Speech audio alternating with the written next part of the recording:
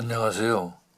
보문고등학교 10회 동기회장 최정기이며 유튜브 영상 닉네임은 은퇴후 쌍둥아빠입니다.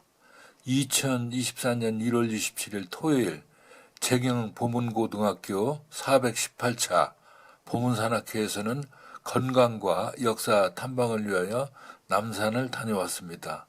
무료인 구독을 한 번만 꼭 부탁드리며 보아주시면 대단히 고맙겠습니다. 한양 도성은 조선왕조 도읍지인 한성부의 경계를 표시하고 그 권위를 드러내며 외부의 침입으로부터 방어를 하기 위해 축조된 성이다.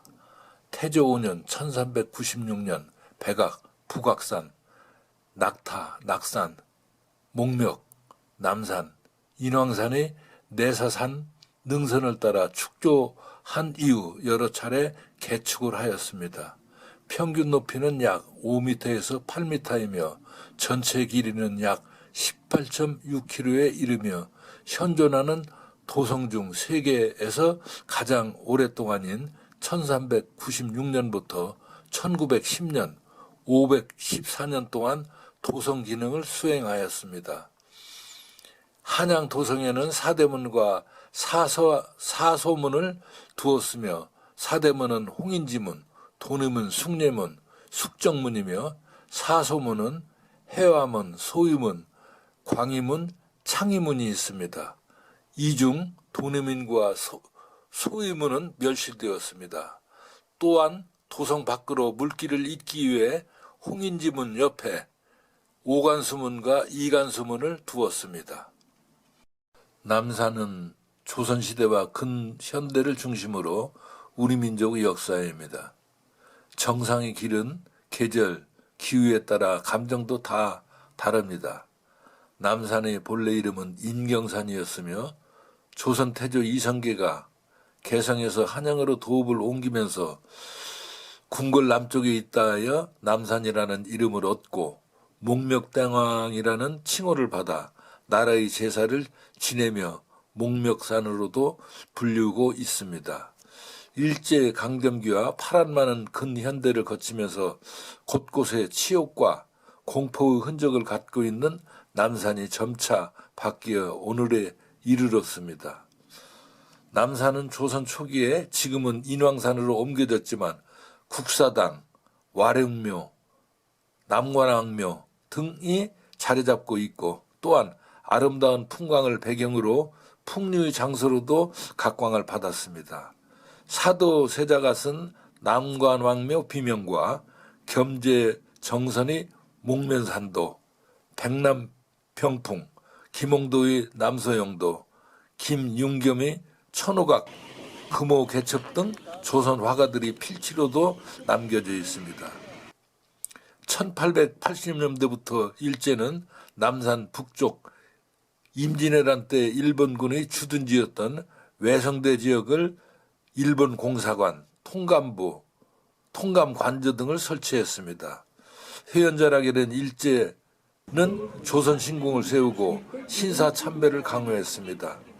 조선 최초의 국립문이라 할 수 있는 장춘단을 장춘공원으로 개조해 이또 히로부미를 기리는 사당인 방문사를 짓기도 하였습니다. 1945년 해방 이후 남산은 자유육 집회가 열리는 무대이기도 하였습니다. 6.25 전쟁 후 조선 신궁 자리엔 이승만 건국 대통령의 초대형 동상이 세워졌으나 이념 갈등으로 철거되었으나 지금은 다시 추대되는 형상으로 전개되고 있습니다. 1960년대 남산은 장충동에 들어선 자유센터, 산아래 중앙정보부와 수도방위사령부가 자리잡고 반공의 산이었습니다. 특히 중앙정보부는 중정이라는 그 자체가 남산으로 불리기도 하는 공포의 그 자체였습니다. 지금은 자연환경 복원과 시민을 위한 휴식 공간에서 그치지 않고 역사의 기억을 위해 공원과 성곽 발굴로 재조성되고 있습니다. 경복궁 남쪽에 있는 해발 270여 미터의 남산 옛 이름은 목멱산, 인경산이었으며 경복궁 앞에 있는 산이라 하여 남산이라 하였습니다. 송신타워, 팔각정, 남산 서울타워, 남산 봉화대, 서울시내 전경을 볼 수 있는 곳 등 볼거리가 많은 관광지이며 휴식지입니다. 조선시대 때 도성을 수비하는 군대가 무예를 닦던 무예장이 있었던 곳에 임진왜란 시 무예장터에 일본군이 외성대 성을 지었습니다. 그 후 일제 강점기 통감부와 관사, 조선 신궁, 일본인 집단 거주지가 있었습니다. 남산 꼭대기에 있던 국사당이 조선 신궁보다 더 높은 위치에 있다하여 인왕산으로 강제 이전되기도 하였습니다. 1961년 중앙정보부가 들어서면서 남산에 부정적인 이미지가 붙었습니다.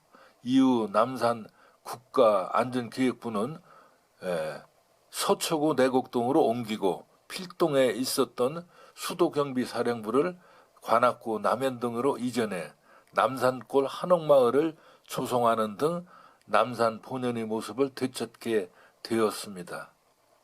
남산의 봉수대는 서울 남산에 있다 하여 일명 경봉수라 하였으며 조선시대 전국 각지의 봉수를 매일 받아 병조에게 보고하는 중앙 봉수소였습니다. 봉수대는 햇불과 연기를 이용하여 급한 소식을 전했던 옛날의 통신수단을 말하며 높은 산에 올라서 불을 피워 낮에는 연기로 밤에는 불빛으로 신호를 보냈다 합니다. 남산 봉수대는 조선 태조 3년 1394년에 도읍을 한양으로 옮긴 뒤 설치하여 갑오경장 이듬해까지 약 500년간 사용되었습니다. 남산의 옛 이름을 따서 목멱산 봉수대라 하기도 하고 서울에 있다하여 경봉수대라 부르기도 하였습니다.